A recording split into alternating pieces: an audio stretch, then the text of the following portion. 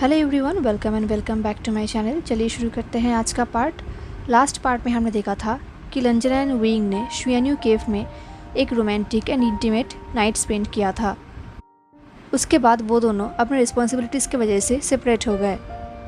And then एक महीने बाद लंजा जियांगचेंग के साथ विंग को ढूंढ रहा था क्योंकि विंग लापता था।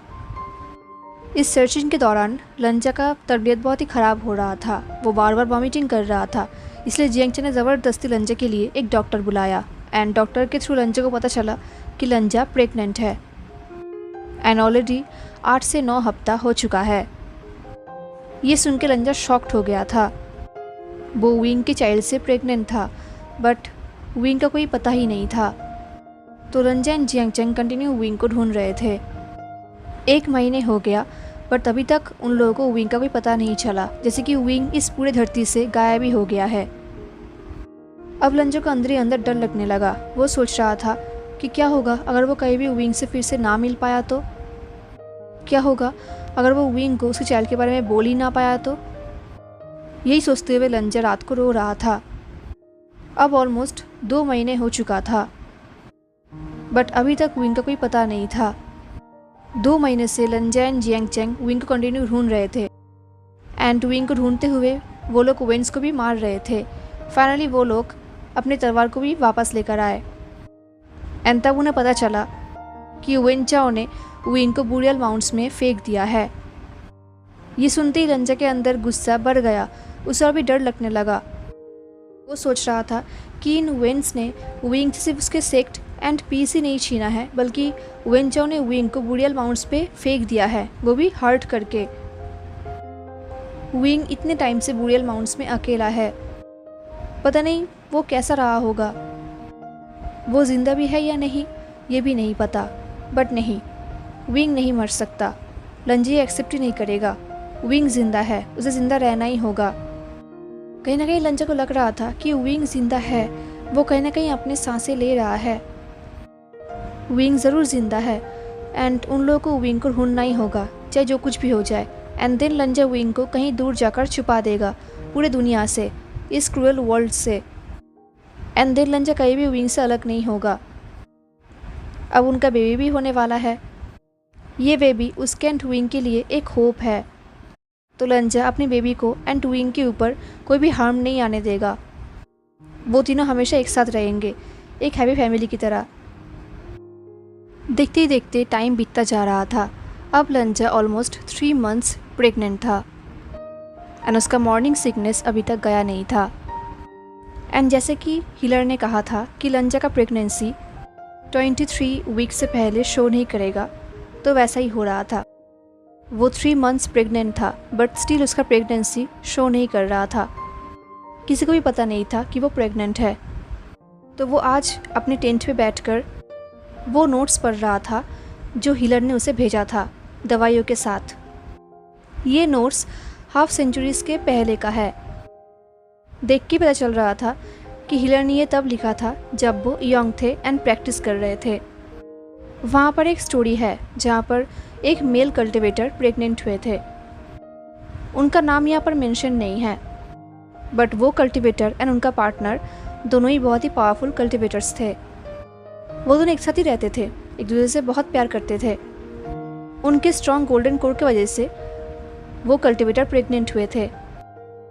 उनका ही ये इंसिडेंट फर्स्ट इंसिडेंट था जहाँ पर एक मेल प्रेग्नेंट हुआ था।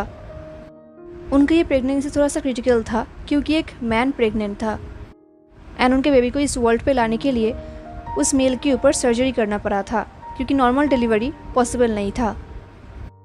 उस नोट में ये भी लिखा हुआ था कि उस मेल का बॉडी ऑटोमेटिकली चेंज हो गया था। उस मैन का बॉडी चाइल्ड को फीड कराने के लिए एंड केयर करने के लिए ऑटोमेटिकली प्रिपेयर हो गया था। वो कल्टिवेटर्स डॉग कल्टिवेटर्स थे। उसके बाद उन दोनों का क्या हुआ किसी को भी नहीं पता, बट सब कहते हैं कि उनका बेटी उनके लिए एक मिरेकल था। उनका ये डॉटर उनके लव का एक प्रूफ था, उनके गॉड का दिया हुआ एक गिफ्ट था। ये रीड करते हुए लंजा अपने स्टमक के ऊपर अपने हाथ को फहराने लगा। वो सोच रहा था क्या विंग भी उनके चाइल्ड के लिए यही सोचेगा। नोट्स को पढ़ते हुए लंजा सोच रहा था कि अब उनका नेक्स्ट स्टॉपेज होगा यंगमेंग कुरियर स्टेशन। वो लोग बहुत टाइम से वेन चाओ एंड वेन जूलियो को फॉलो कर रहे थे। अब फाइनली उन्हें उन दोनों से रिवेंज मिलेगा एंड शायद विंग का भी न्यूज़ मिलेगा। रिवेंज के बाद वो लोग निये क्लैन पे चले जाएंगे। देन वो लोग निये मिंगजो के आर्मी को ज्वाइन करेंगे वेन रूहान को हराने के लिए। बट इस दौरान लंजन एंड जियांग चैंग ने एक चीज़ नोटिस किया है कि कोई तो इंसान है जो उनसे भी आगे है, जो उनसे एडवांस है, जो उनसे पहले ही वेन से अपना रिवेंज ले रहा है।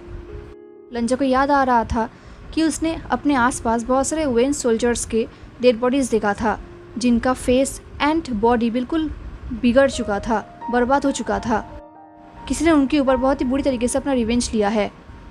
शायद ये काम भी उसी इंसान ने किया होगा जिस इंसान ने येलिंग सुपरवाइज़र ऑफिस में भी अपना तलिस्मान का यूज़ किया था वेन सोल्जर्स से अपना बदला लेने के लिए, क्योंकि वो लोग जहाँ पर भी जा रहे थे उन्हें वैसे ही तलिस्मान दिख रहा था। ये तलिस्मान एविल स्पिरिट्स को समन करता है।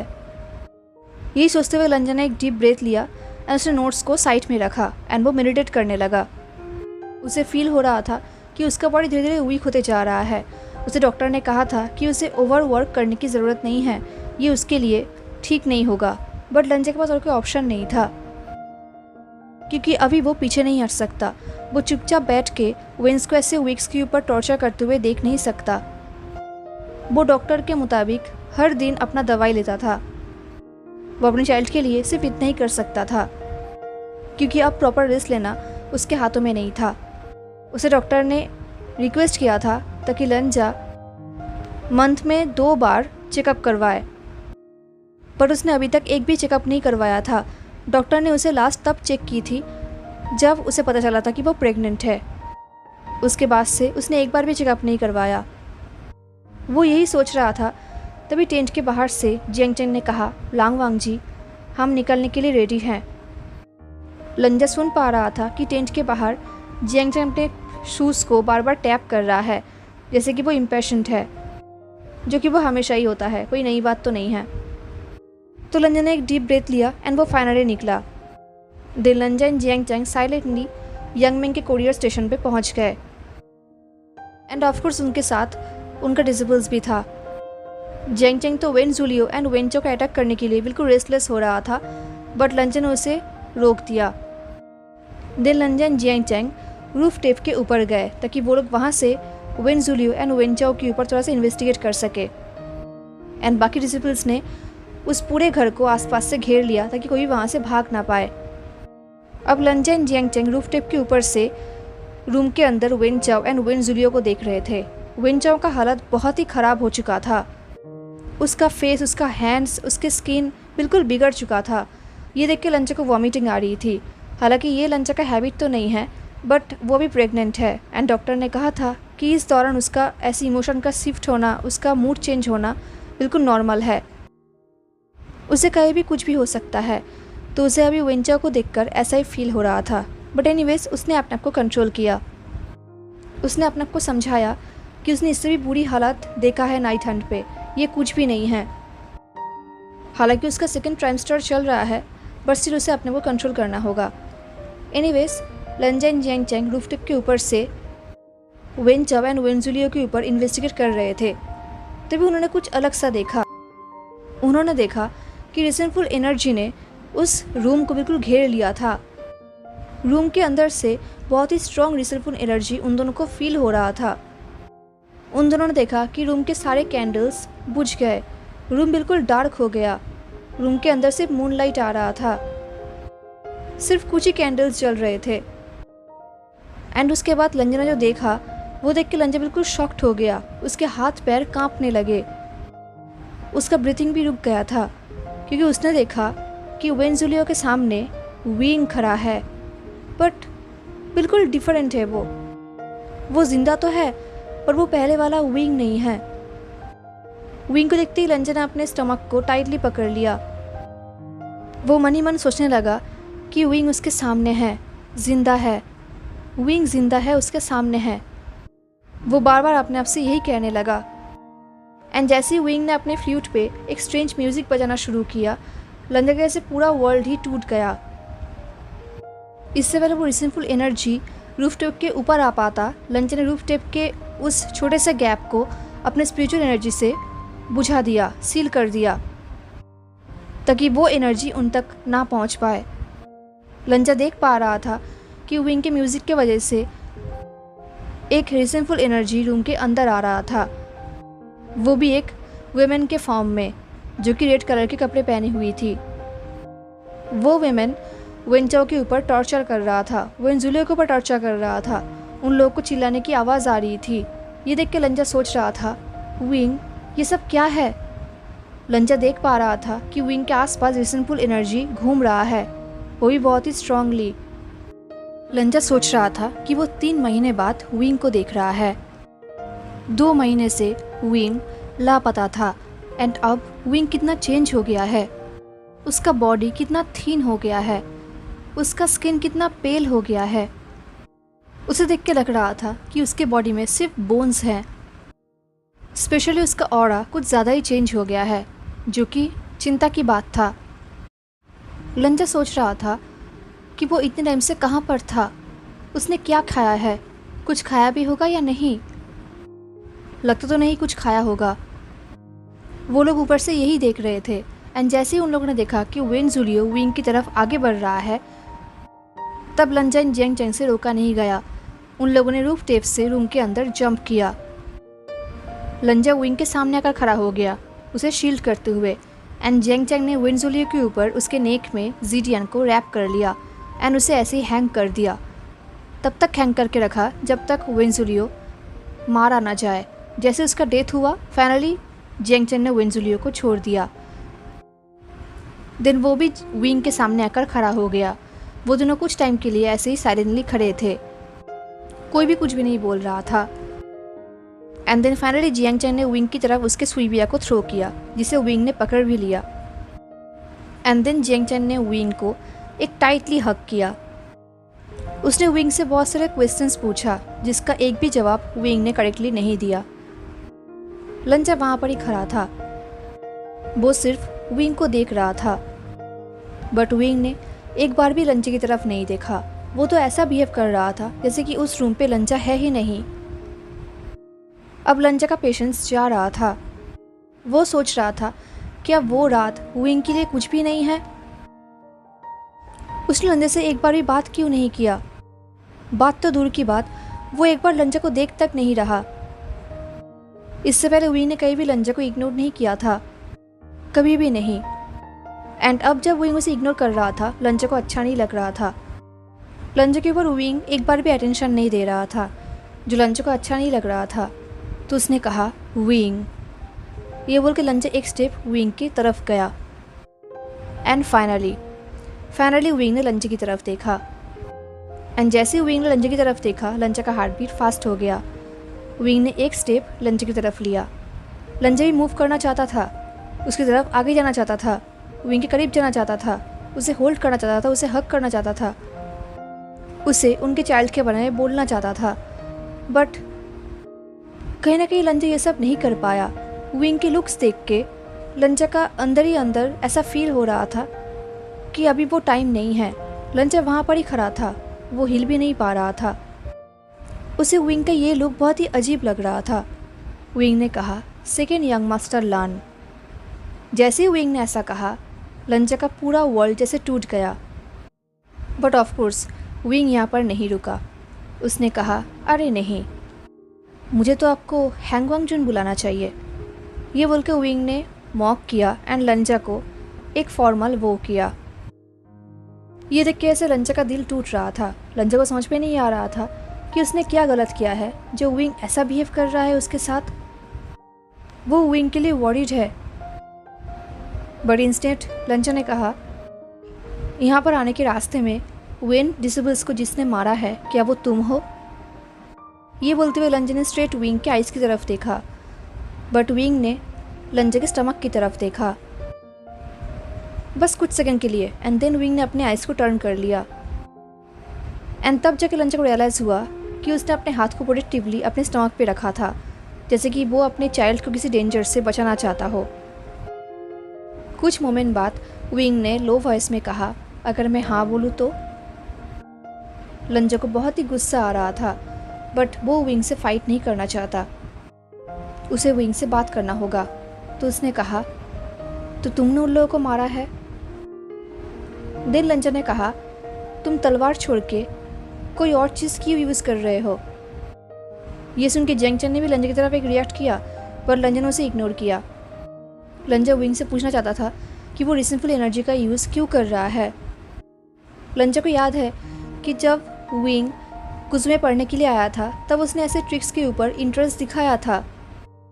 उसने सवाल की थी, जिसकी वजह से लानकुरेन बहुत गुस्सा भी हो गया था। बट लंजा को ये भी पता है कि विंग को तलवारबाजी कितना पसंद है, उसे अपना स्किल्स दिखाना कितना पसंद है। बट आज वो अपनी फ्लूट से रिसेंटफुल एनर्जी के लिए म्यूज़िक प्ले कर रहा है। लंजा ये सोच तो रहा था, बट विंग कोई भी आंसर नहीं दे रहा था। ये देख के लंजा ने कहा, मुझे जवाब दो। बट विंग अभी तक चुप था। इनफैक्ट वो लंजा की तरफ देख भी नहीं रहा था। लंजा को रियलाइज़ हो रहा था कि लंजा को ये बात बिल्कुल भी अच्छा नहीं लग रहा है कि विंग उसके सामने है, बट वो उसे देख नहीं रहा है, वो उस तरफ अटेंशन नहीं दे रहा है। लंजा को अटेंशन चाहिए। वो चाहता है कि विंग उससे बात करे, वो विंग को ऐसे नहीं देख सकता। तभी विंग ने कहा, अगर मैंने आंसर नहीं दिया तो? ये बोलकर विंग ने एक स्माइल किया, जो स्माइल जेन्युइन नहीं था। अब लंजा का पेशेंस जा रहा था। उसने अपने हाथ को आगे बढ़ाया विंग के हाथ को पकड़ने के लिए, बट विंग पीछे चला गया। विंग ने कहा, लंजा, हम इतने टाइम बाद अब अभी मिले हैं, एंड मिलते ही तुम मुझे इतने सारे क्वेश्चंस कर रहे हो जो कि प्रॉपर नहीं है। हम शुएन्यू केव में सेपरेट हुए थे, कितने महीने हो चुका है। ये सुनते ही लंजा का ब्रीथिंग रुक गया। उसे ये देख के बहुत बुरा लगा कि विंग शुएन्यू केव के बारे में कैसे कैजुअली बोल रहा है, जैसे कि उसके लिए वो रात कोई मीनिंग ही नहीं करता। विंग ने कहा, मुझे पता है कि तुम मुझे एज अ क्लासमेट बिल्कुल ही पसंद नहीं करते, बट इसका मतलब ये तो नहीं कि तुम इतने रूड बिहेव करोगे। ये सुनकर लंजा और भी शॉक्ड हो गया। क्लासमेट्स? क्या वो दोनों सिर्फ क्लासमेट्स हैं? क्या लंजा विंग के लिए सिर्फ क्लासमेट है? क्या विंग भूल चुका है कि शुएन्यू केव में उन दोनों के बीच में क्या हुआ था, या फिर विंग याद ही नहीं करना चाहता? लास्ट 2 महीने से लंजा विंग को पागलों की तरह ढूंढ रहा था, उसे एक बार देखने के लिए, उसे उनके चाइल्ड के बारे में बोलने के लिए। लंजा के अंदर एक लिटिल हैप्पीनेस था, एक होप था, बट विंग की बातें सुन के लंजा का पूरा होप जा रहा था, उसका हैप्पीनेस टूट रहा था। उसे ऐसा लग रहा था कि जैसे उसके ऊपर किसी ने एक बाल्टी कोल्ड वाटर दे दिया हो। सच में लंजा कितना इडियट है जो उसने ये बिलीव कर लिया कि हैप्पीनेस फील करने के लिए वो अलाउड है। उसने ये बिलीव कर लिया कि वो जिससे प्यार करता है, जिसे वो चाहता है, वो भी उसे चाहेगा, स्पेशली जब वो इंसान खुद विंग हो। विंग जो कि एक फ्री स्पिरिट है, जो कुछ सोचे बिना ही फ्लर्ट करता है। हाँ, वो लंजा के साथ इंटीमेट तो हुआ था, बट शायद विंग के लिए वो चीज़ें मीन नहीं करता, उसके लिए ये सब चीज़ों की मायने नहीं है। लंजा समझ चुका था कि विंग लंजा से प्यार नहीं करता, वो उसे नहीं चाहता। विंग ने लंजा को याद दिलाया कि लंजा विंग को उससे ज़्यादा तो नहीं जान सकता ना, एंड उसने लंजा को यह भी क्लियरली कह दिया कि लंजा उससे एंड उसके सेठ के बिजनेस से दूर रहे। इतना इंसल्ट सुनने के बाद, इतना कुछ सुनने के बाद लंजा के पास और कोई ऑप्शन नहीं था जाने के अलावा, तो वो वहाँ से चला गया। हेलो एवरीवन, तो कैसा लगा आपको आज का पार्ट? क्या लगता है आपको, क्या विंग अपने चाइल्ड को एक्सेप्ट करेगा? ज़रूर बताना हाँ, एंड मिलते हैं नेक्स्ट पार्ट में। तब तक के लिए tata, take care, stay safe, bye.